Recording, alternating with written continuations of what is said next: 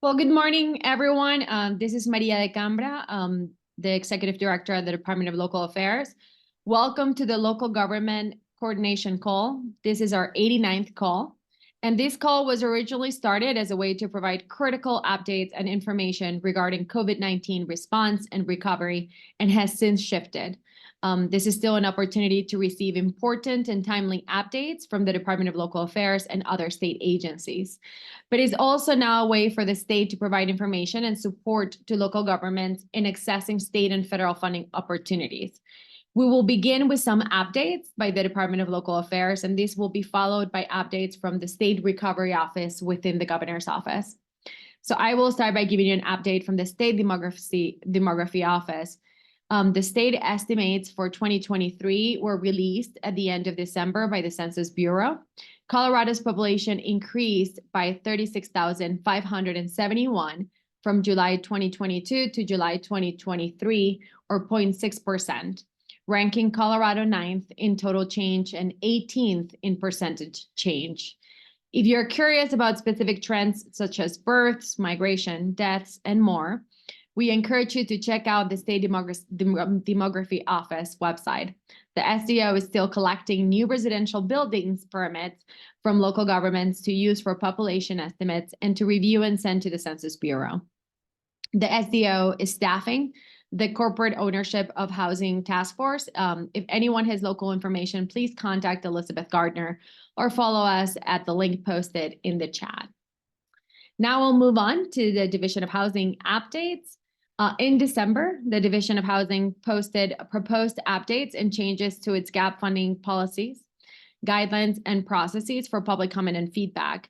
Updates include new per unit funding guidelines, updated development cost ranges, grant versus loan policy, and updates to the DOH gap funding application process and requirements. DOH solicited feedback on the proposed updates with due date of this past Friday. And the next steps are for staff to review the comments received and make adjustments as needed and present to the State Housing Board, anticipating changes to go live March 1st. Thank you all that participated in that process. The Division of Housing Office of Homelessness Initiatives has prepared a new document detailing the proposed allocation and distribution of Proposition 123 funding to address homelessness, which includes information about the strategy, application process, and funding allocations for the current year, as well as the intentions for the second year. The strategy and funding approach for Proposition 123's program Serving Persons Experiencing Homelessness document is informed by the language included in Proposition 123, stakeholder feedback, Governor Polis's wildly important priorities, and the state of Colorado's Making Homelessness History playbook. The efforts described are intended to align with established guidelines and eligible uses governing this new funding opportunity and are specific to meeting the needs of Coloradans experiencing or at risk of experiencing homelessness. Stakeholders were invited to share input and feedback on the proposed plan via survey by this past Friday. If you missed the opportunity, you may still register to attend our upcoming meeting in January 24th, 24 at 3 p.m. We really value your feedback, so we hope you can participate. When it comes to the Division of Local Government, from the Colorado Resiliency Office, the next cycle of Rural Economic Development Initiative funding, it opens on February 14th and closes March 14th. Please see the REDI website for more information and to apply. The CRO is partnering with the Federal Emergency Management Agency to host the MGT 474 training, Mitigating Hazards with Land Use Planning, on May 1st. Registration information is in the chat. And time is running out to register for the annual virtual Colorado Resiliency Summit on January 25th from 1 to 3:30 p.m. The theme for this year is Stories of Resilience, Uniting for Climate Adaptation. We are honored to host Ernest House Jr., Senior Policy Director and Director of the Center of Tribal and Indigenous Engagement at the Keystone Policy Center, as our keynote speaker this year. The link for the registration, agenda, and speaker information is in the chat. From the Energy and Mineral Impact Assistance Fund program, the next EIAF funding cycle opens March 1st and closes April 1st. EIAF has relaunched 3 initiatives that will follow the regularly planned cycle that opens March 1st and closes April 1st. These initiatives are the Climate Resiliency Challenge with 10 million available, More Housing Now with 10 million available, and Main Street Live with 15 million available. Please see the EIAF website for more information on these exciting initiatives. Contact your regional manager to discuss projects in your community, funding opportunities, and how to apply. From the Community Development Office, the second round of funding for the Strong Community Planning Grant Program is open now. Applications are due March 1st. Funds can be used to support the adoption of land use codes and policies that support strategic development patterns and affordable housing, 10% cash match. And in other updates, some notes about funding opportunities. The Bureau of Reclamation's Water, Energy, and Efficiency grants are due February 23rd. The Department of Transportation's Rebuilding American Infrastructure with Sustainability and Equity, these are also known as the RACE grants, are due February 28th. And finally, the next round of the Department of Transportation's Safe Streets for All grants are set to open in February. And as a reminder, be sure to check out our local community funding guide for funding opportunities and information. And following our updates today, we have our Pathways to Recovery and Resiliency Funding webinar that will be introduced by Shell Sabo from the Colorado Resiliency Office. Our topic today is IIJA public transit funding. And as a reminder, we send out a running question and answer log notes, the recording of this call, and the slides from our presentations within the week following this call. If you're not yet registered for this call and had this forwarded to you, we encourage you to register via the link in the chat to ensure you directly receive the follow-up materials. You can also find previous recordings and materials on the CRO website linked in the chat. And that is all that I have. Thank you all so much. And now we will turn it over to Shell.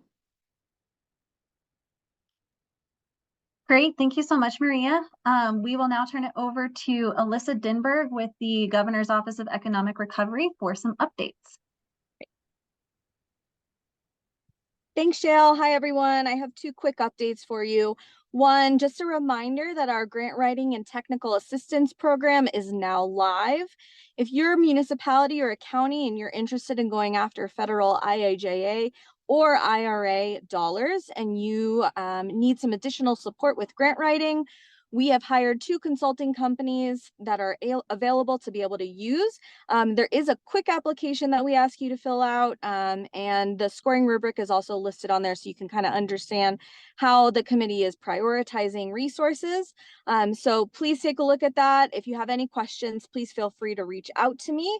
We look forward to seeing your applications, and we look forward to bringing some dollars into the state.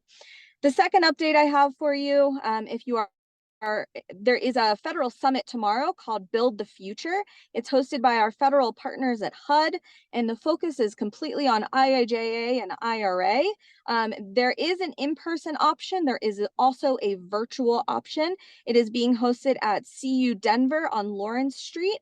We will get the registration information in the chat, but just a quick overview of what the agenda looks like. There's going to be a session on funding building blocks, what each agency has to offer, stacking potential, so really talking about how to stack different programs to get a project accomplished, real world opportunities, making the money work, interactive workshops. There'll be technical assistant tips, tricks, and mythbusters. And then last but not least, equity and inclusion, making it work for a community. So if you are not registered yet and you're interested in attending, I know that the virtual option is there's unlimited spots, so you're more than welcome to hop on that. And then there were 200 spots available for in-person, and there might be still some available for that. So if you will be there, feel free to reach out and maybe we can meet up in person. Talk to you later. Bye.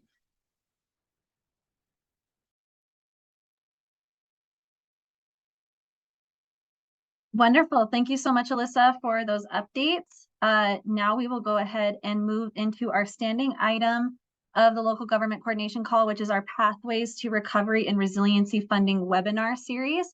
So as I pull up the presentation here, just as a quick reminder, the goal of this webinar series is to break down state and local funding opportunities, to better help local governments and community partners navigate and access potential solutions to any challenges that they might be facing. So as we mentioned earlier today, that our presenter today is Emma Belmont from the Federal Transit Administration, who's going to be talking to us about IIJA public transit funding. So I will go ahead and share my screen and take it away, Emma. Good morning. Thank you for having me.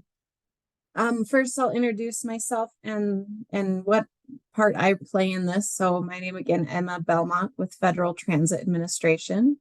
I'm part of Federal Transit Administration's Region 8 office. Our office is, we have 10 regional offices across the country, and we have a headquarters office that thankfully buffers the regions from most of the political stuff that goes on there. So the regions really work with the recipients directly to get all of the funding out to you all, the people that need the funding in your communities for transit services. And I'm going to talk about all of those services in a little bit.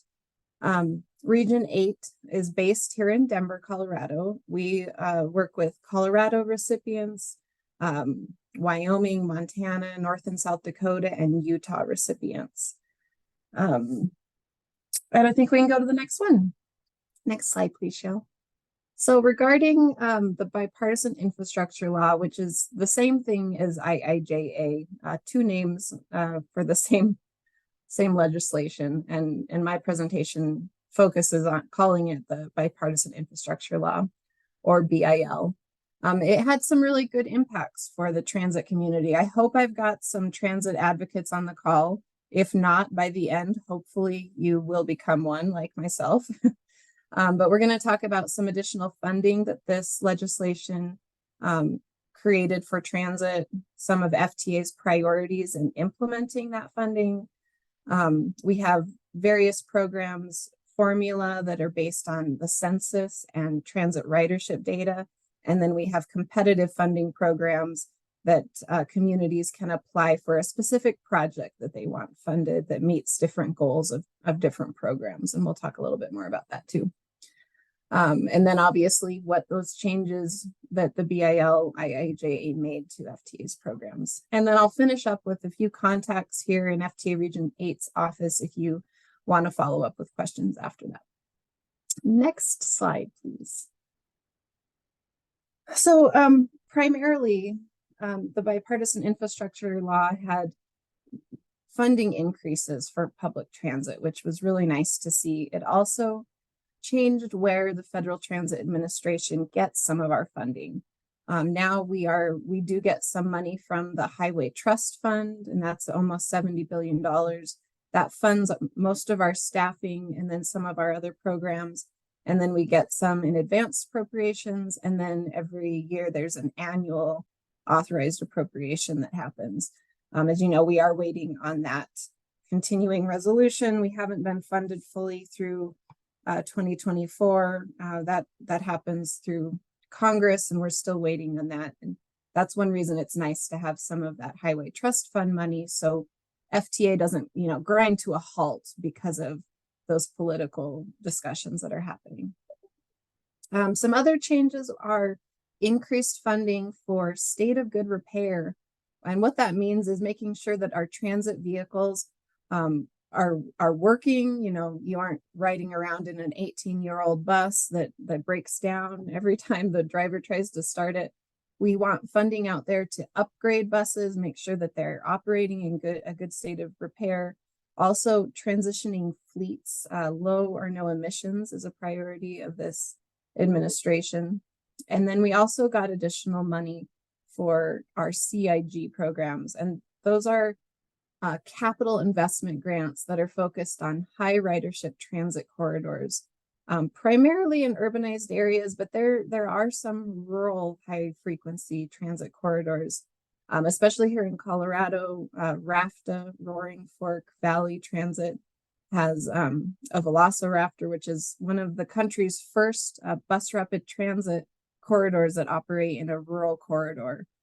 So there are some exciting ways that you can use transit money to better your communities and to provide better and alternative transportation modes for your residents. There are also some new programs on the left side here, or excuse me, right side. There's some rail vehicle replacement programs, all station accessibility program funds. That would be funds that are targeting making sure there's sidewalks, bus stops that meet accessibility requirements. So community members that have mobility impairments can access transit. There's new funding towards upgrading those kind of facilities. There's also a few ferry programs, which I'm not going to go into because we don't have any ferry programs here in Colorado, but good for areas that do. Next slide, please. So as I mentioned, the biggest impact for the Federal Transit Administration is increased funding levels. You'll see on this slide, the FAST Act, which was our previous funding authorization. We saw about $12 billion per year, and it's jumped up to almost 22 by the end of this authorization. FTA will see about $22 billion. And what that means is better transportation alternatives for our communities across the country. Next slide. So FTA's goals in implementing this increased funding is to increase safety, modernize fleets. So that means keeping vehicles in good quality, climate change, and that might mean transitioning vehicle fleets from gas to electric or even hydrogen fuel cell. And then equity is a big priority of this administration as well. One thing that you may want to take away from this slide is if you have a project that you want to apply for competitive funds from either Federal Highway Administration or Federal Transit Administration, these are some of the hot topics that might get you extra points and help you get awarded those funds. So take a look. I think somebody mentioned earlier the RAISE grant program. RAISE funds can fund transit facilities, and if you have a transit project that you're interested in using those funds for, taking a look at these FTA priorities and how we want to implement the BIL funds, how we want those to be implemented using these key terms, taking a look at our website and seeing what our goals are as an agency is likely to make your application read better and be more successful. So definitely take that to heart if you are applying. Next slide, please. So the Federal Transit Administration has many different programs that fund public transportation services. Public transit can look a lot of different ways in different communities, and we have different programs that are targeted to meet differing needs. So the programs here on the left side of your slide, these are our formula programs. So what that means is they're based on census data and transit ridership and sometimes other factors like affordability, low income populations go into that too. But the ones highlighted or bolded and underlined, those programs are administered by the states. So FTA gives apportionments numbers to the states, and then the state passes that money through to rural agencies or urban agencies in some cases. So the first one, planning funds 5303, 4, and 5, those funds are intended to be used for, evaluating any sort of public transit need. So if you want to do a study to determine what is your transit need, these funds could be used to do a needs assessment. They could do a transit development plan to identify routes in your community. They can even be used for design of facilities. If you have a need for a maintenance facility, planning funds are a good place to look for projects like that. Again, the state administers these funds, so you're always welcome to come to me with questions, but I'm likely going to direct you to folks at the state of Colorado, Department of Transportation, Division of Transit and Rail for how to actually apply for some of these funds through the state. 5307, the next funds on that table are our urban funds. Those funds are going to urbanized areas of 50,000 or more. So like Colorado Springs, Pueblo, Grand Junction receives these funds. And they can come to FTA directly to receive the grants for these funds. 5310 are funds that are targeting services that help seniors and individuals with disabilities. So this might be more of the demand response type services. So door to door, you call your local provider, they come to your door and pick you up at a scheduled time, take you to your destination and bring you home. These can be private nonprofits, governmental entities can get this money, but they do have to be open to the public. It can't just be your church clientele, for example. So if you have a church van program that takes your membership to doctor's appointments or grocery store or something, these funds from Federal Transit Administration have to be open to anyone in your community. They can be just for seniors and individuals with disabilities. But again, anyone that is a senior or an individual with disability would be able to take that ride. 5311 are rural funds. Those are, they're not targeting just one specific population. They're for rural services like bus staying gets money from this program, Outrider, services all across the state that again are open to the public, can apply to the state to get rural transit funds. We also fund tribal transit funds, that's 5311C. And then the second to the bottom there, 5339, that's our bus and bus facilities program that funds infrastructure and buses. So you can buy buses with these funds, as well as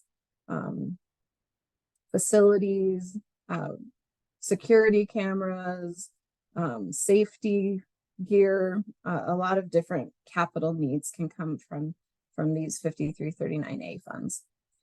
And then there's also funds that traditionally go to the Federal Highway Administration that can be transferred to FTA for transit purposes. CMAQ is one of those, and STBG. CMAQ is Congestion Mitigation Air Quality Funds.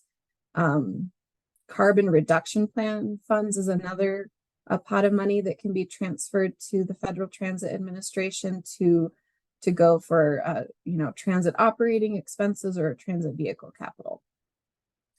So there's also competitive opportunities, as I mentioned before. The RAISE program that was mentioned, you can apply for transit facility projects through that pot of money, and you'd get the money from the Federal Transit Administration. I mentioned our capital investment grants that funds high frequency transit service infrastructure. 5339B and C, those are competitive programs where you can apply for vehicles, you can apply to build transit facilities. And these are very competitive programs that Colorado in particular has a lot of really good transit work happening. And there's probably 15 to 20 different agencies across the state applying every single year for this money. But I don't want to discourage anyone, but you do need to really have thought out what you're proposing, have a good plan, make sure you understand your needs as an agency, and then understand your project, if you need to go through NEPA, for example, if you have a facility. If you have facility projects, I would actually encourage you to reach out to CDOT and start working through those discussions sooner than later, because there are a lot of things that you need to be aware of if you have a desire to apply for federal money to do some sort of transit facility project. And even feel free to email me after this meeting too, and we can talk through what that looks like. So there's a lot of other programs that FTA administers, but they're on the smaller scale that I didn't go into today. But there's a link here in the presentation. There's also a way you can sign up for email notifications to tell you when notices of funding opportunity are coming out. For example, it has a lot of customization, this tool, where you can pick what are the areas of interest you have, and only get emails for that particular focus area. So take a look at that if you're interested. And next slide, please.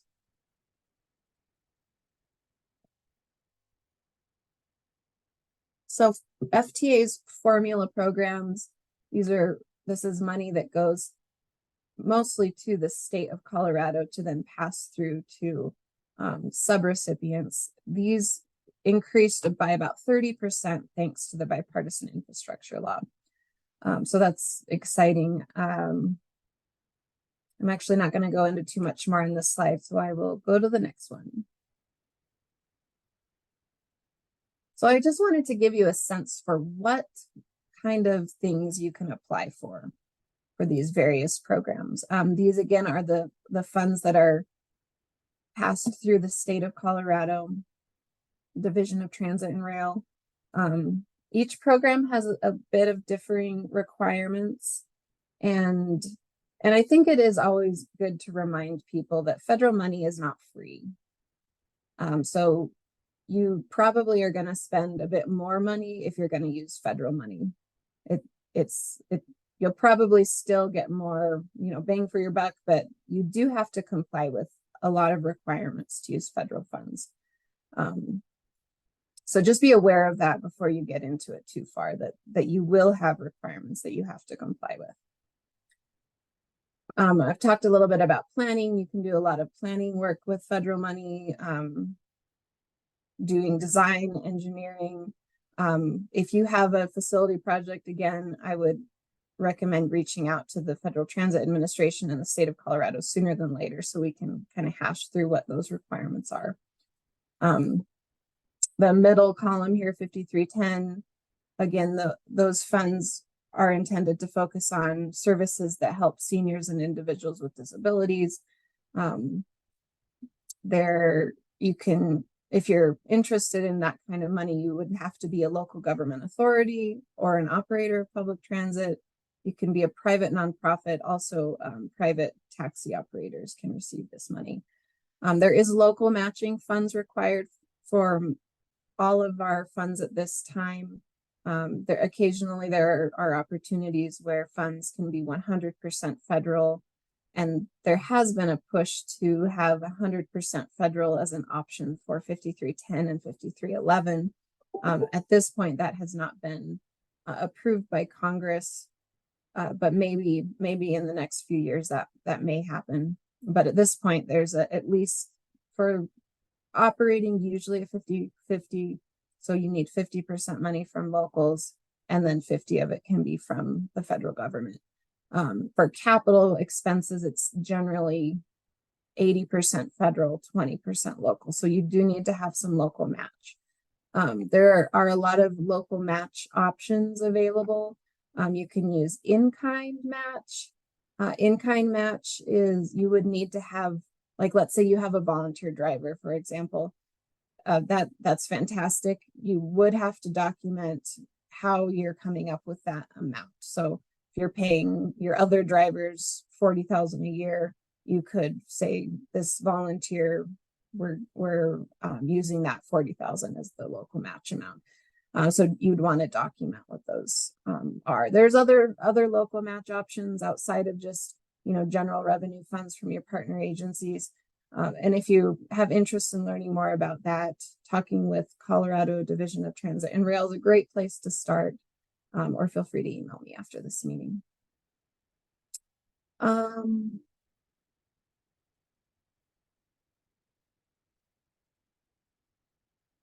think I'll move on, and if anyone has questions about this later, we can come back to this. So I was talking about formula programs a moment ago. Now we're to competitive programs. Again, programs that you're applying for a specific project. Our biggest programs at FTA are bus and bus facilities and our low or no emission competitive programs. We saw a 30% increase in these programs, plus $1.1 billion for our low and no emission grant program. And that's really related to desires of this administration to see more low emission vehicles on the road. So that's a good opportunity if you want to have differing vehicle fleet. There, you don't have to apply for a low or no emission vehicle, by the way. We still do fund diesel buses, and we understand that rural areas in particular, electric vehicles may not be a good option. So you'd want to document that in your application, make it clear why you're proposing a certain fuel type for vehicles. One of the things bipartisan infrastructure law has done for this program that was really a benefit is requiring the notice of funding opportunity to be issued no more than 30 days after the passage of the full year appropriation. So generally that's January, February timeframe when we get these notice of funding opportunities and the full year appropriation. So it gives you a good idea of when you need to be have your information ready to apply for bus and bus facilities. If you're interested in buying bus capital, if you need vans or small buses or large buses for some sort of service that you operate for the public, take a look at that website that I talked about earlier, where you can ask for notifications of when NOFOs come out. That's a good resource to have. Another change was you now can say certain partners. If you know you want a Gillig bus, for example, you can identify, we want to work with Gillig. And then you don't have to do a competitive procurement later in the game. Using federal money generally makes you have to do competitive selection process for anything you purchase. But a change due to BIL allows you to identify partners rather than do that competitive selection process. And then I'm going to jump down to the bottom, the very bottom one of this slide. A minimum amount of funds has increased to go to rural areas. It used to be 10% of the total minimum. Now it's jumped up to 15%, which is really nice because our rural areas need more funding, and it's hard to provide this service in rural areas. So it's good to see we're getting more funding in rural areas of the country. And next slide, please. I'll just highlight, we do give a lot of money to communities here in Colorado. And just last year, it looks like 6 agencies in Colorado got the 5339 funds: Mountain Metro, Mesa County, Eco Transit, Mountain Express, Smart and Telluride, and Winter Park all received money through these competitive programs. And next slide, please. A few other changes that I'll just highlight. If you purchased assets with federal money in the past, this is something you really need to be aware of. The disposition process changed with the bipartisan infrastructure law. So let's say you bought a vehicle 10 years ago and it's met its useful life. You've had it these 10 years, it's been operating well, but it's time to get rid of. You go to sell it and you make $7,500. I'm just throwing numbers out there. If that is the case, the new requirement is that you can keep the first $5,000, and then you have to return anything above that, the federal share of anything above that, back to the Federal Transit Administration. Previously, you were able to put any money back into grants with FTA, but that has changed. You have to actually pay the Federal Transit Administration back. If you're a direct recipient of FTA funds, you can do that directly at pay.gov, and FTA can guide you on how to do that. If you're a rural recipient, please do get in touch with Colorado Department of Transportation Division and Division of Transit and Rail to be guided on what that process looks like. Another change, the emergency relief program, we do require that any facility that's funded with federal fund submit proof of insurance. It seems like a good practice, doesn't it? So you want to have insurance, and we do require that agencies show us proof of that insurance now, which we didn't always do in the past. Next slide. So if you have more questions about this, I just have provided several resources. There's a lot of fact sheets about the different programs that FTA funds. And then if you go to the next slide, it has our regional contacts. Again, my name's Emma Belmont, and I work with the state of Colorado, many of the urban areas in Colorado as well, on building grants, getting money from the Federal Transit Administration. And then we have another a team that works more on the back end once you have a grant, making sure things are in order, you're complying with federal regulation.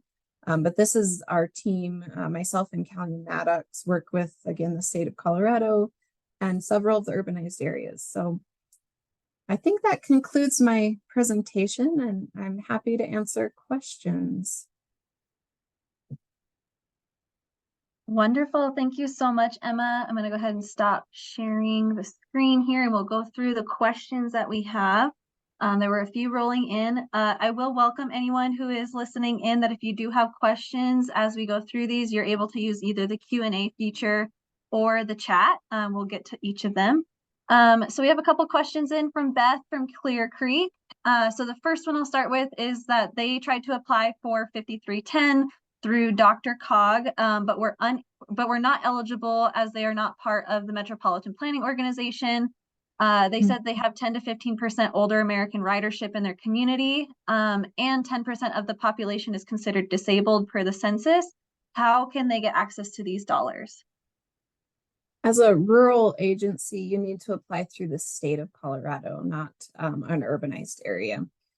So you need to go to Colorado Department of Transportation, Division of Transit and Rail.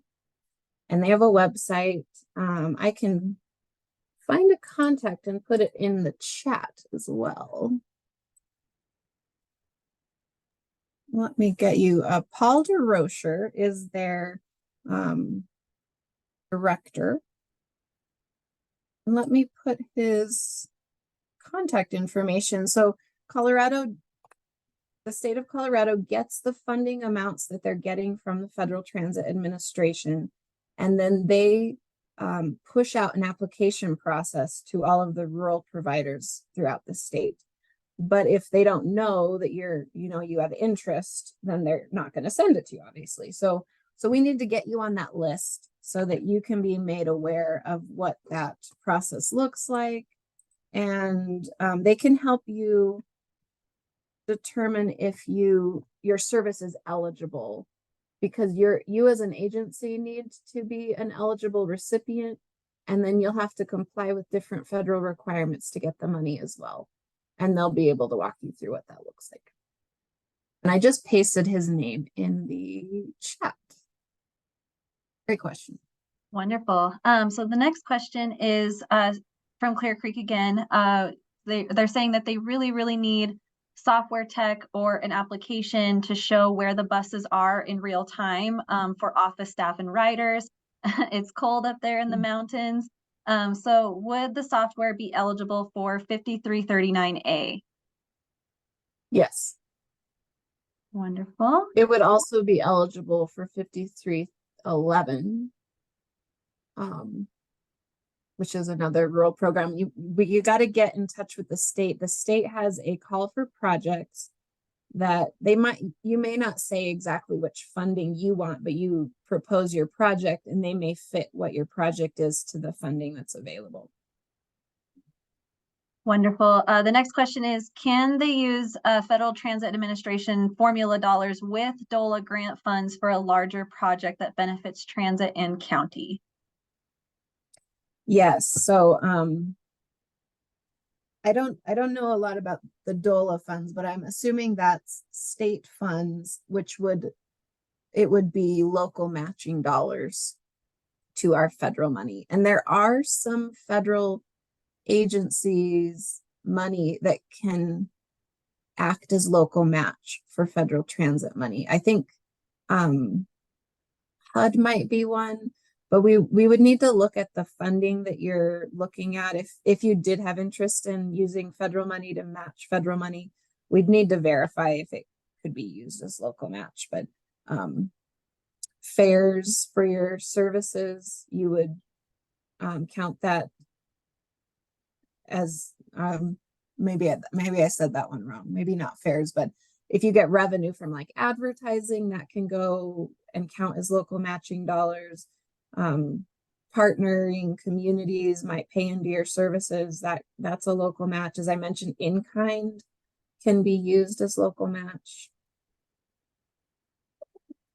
And Kinda Beth, went into correct a me. different area, but And Beth, correct me if I'm wrong, but I'm sure you're referring to the LOMA local match program. If you want to put in the chat if that is what you're referring to, otherwise we can look into other funding opportunities. But the next question is, can we ask the state for toll revenues to help with our grant match? I think you were just getting at that, Emma. yeah, toll revenue is a good option. It's a little bit complicated because toll credits, they don't add to your project total. So for example, if you have a service that is $100,000, I'm just going to keep round numbers, and you need 50% share, you're going to want to apply for $100,000 in toll credits and $100,000 from Federal Transit Administration. It is a good option, and Federal Highway Administration maintains the list of how much toll credits are out there for the state of Colorado. And as I understand it, there's a lot. So it's definitely worth looking into. Yes. Wonderful. Well, I think that's all the questions that I'm seeing that came in. Thank you, Beth, for all your wonderful questions. We really appreciate them. But because I'm not seeing any more questions, I think we're good, excuse me, to go ahead and turn it back over to our Executive Director, Maria, to close us out. Thank you so much. I just wanted to thank everyone for participating on the call, and please don't hesitate to reach out to us anytime if you have any questions, or if there's, if you ever have any suggestions on how we can continue to be good partners, and support the work that you're doing on the ground. Thanks again and have a great day.